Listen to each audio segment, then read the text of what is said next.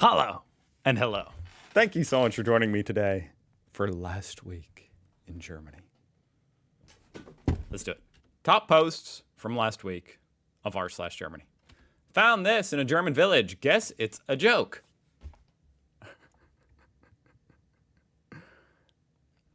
And she's nude too. Why is she nude? It's one of those FKK type people, huh? And see, people say Germans don't have a sense of humor. That's actually really funny. The geese are the exact same way over here in North America as well. I like the title too. I guess this is a joke. Is this what you call a joke? You won't be laughing when the geese are after you. Is it common to have a wash basin? I've never heard that word. In the bedroom, like a prison cell. That's a bedroom? I'm convinced this is just a bathroom.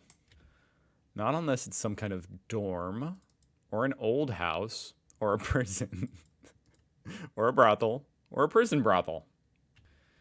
In my old WG, 2 out of 3 of the rooms had its own wash basin.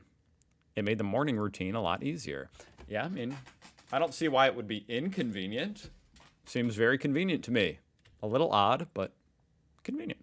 Especially like the other person said, like in a dorm where you're trying to kind of conserve space. You know, there's not a whole lot of space. That makes sense. So many German restaurants are pushing themselves out of business and blaming the economy, etc. Last year, about this time, we went to a typical German restaurant. We were 6 people, me being the only non-German. We went there after work in some Spazer gang at about 1900, Friday. As we got in, they said, no, they are closing for the day because there's not much going on today, and we should have made a reservation. As if it's our fault to just decide to eat there. The restaurant had only 1 couple eating, every other table empty. Mind you, this is not a fancy restaurant, really basic. I thought to myself, this is kind of crazy. You could clearly need the money. You were so empty, but rather than accepting 6 more customers, you decide to close the evening at 7 o'clock. And not just that, rather than saying sorry to customers, you almost scold us because we did not make reservation. I feel like that was kind of like the German upfrontness to experience. You know what I mean? I don't think...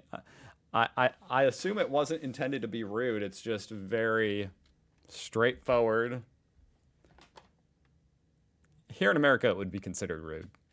Fast forward yesterday, almost a year later, I had a bicycle ride and saw the restaurant with a paper hanging at the door. They are shut down, and the reason was practically bad economy and inflation, and this and that, and they had to close after 12 years.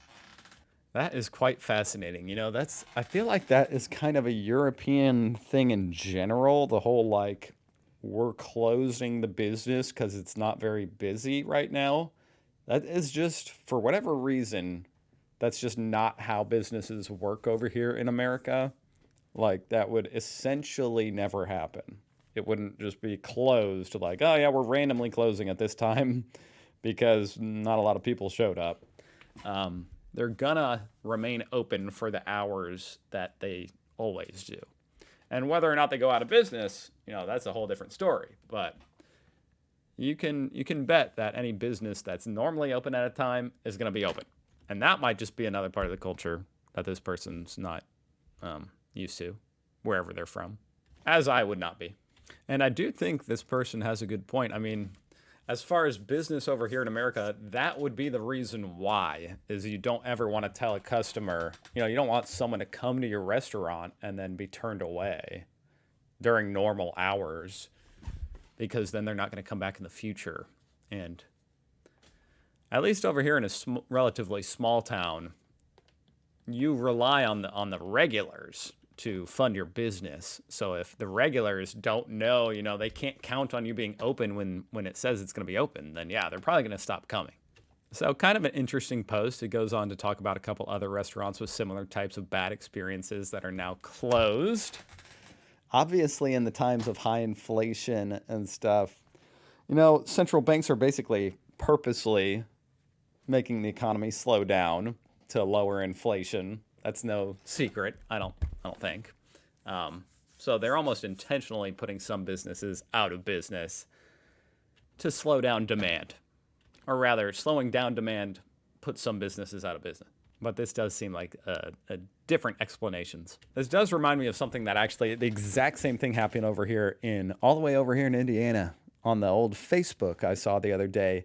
The worst pizza joint in my town is closing down, and they were saying, oh, it's the economy, it's all these high prices they can't pay.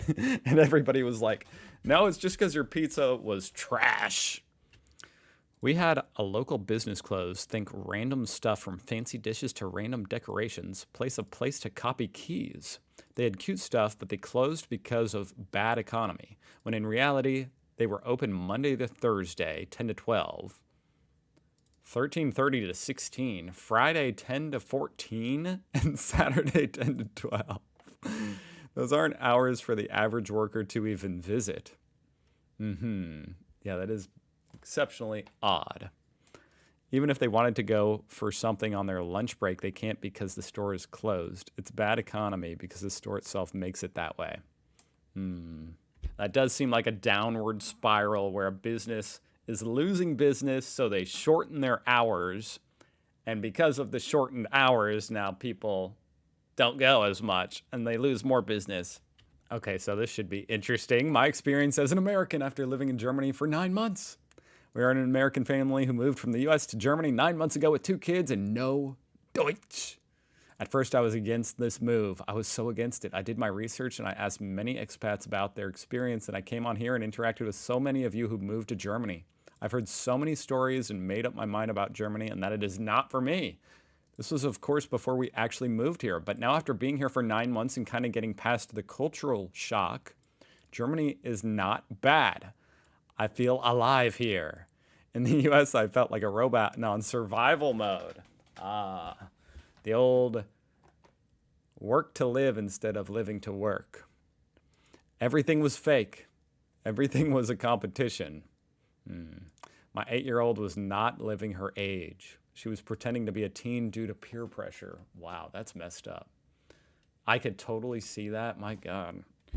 It's so weird over here in America. Like kids, you look at kids nowadays, they're all wearing makeup and going on social media like Instagram and TikTok and just acting like they're, I don't know. Yeah, it's really weird. Kids are not the same anymore, and not in a good way, it doesn't seem like. But I'm glad they are in Germany with their giant slides and wooden playgrounds.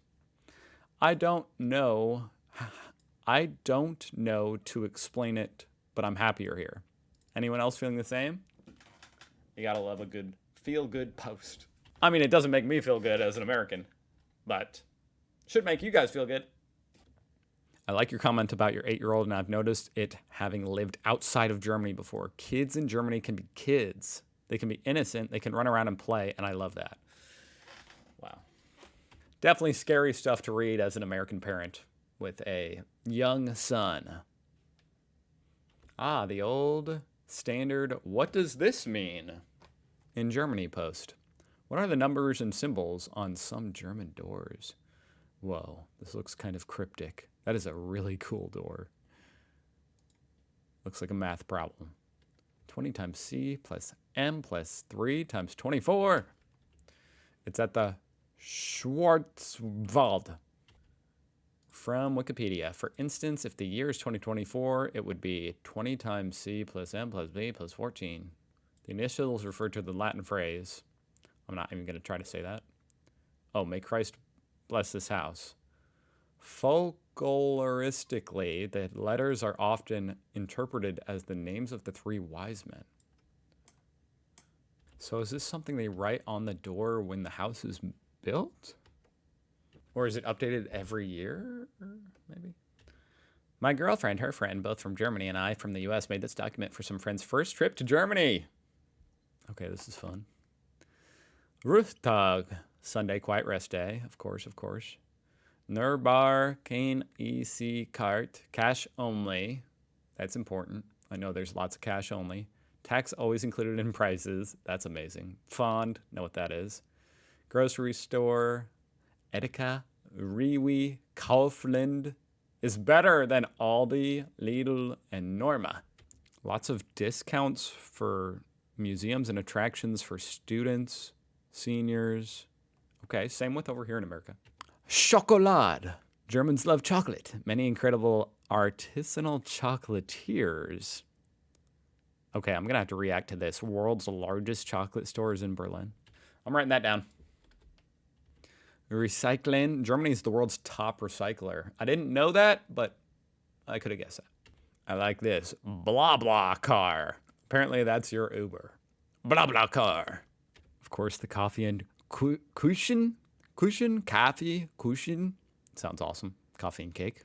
So you can go to a bakery, a fine Bäckerei that makes everything from scratch the old-fashioned way, and it's actually cheaper as far as bakeries. Oh, I like this tip as far as tipping. Trinkgeld. They just round up. You know, that makes sense.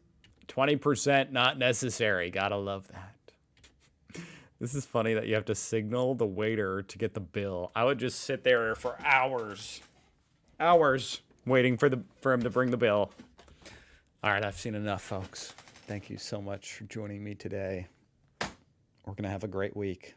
I'll see you tomorrow.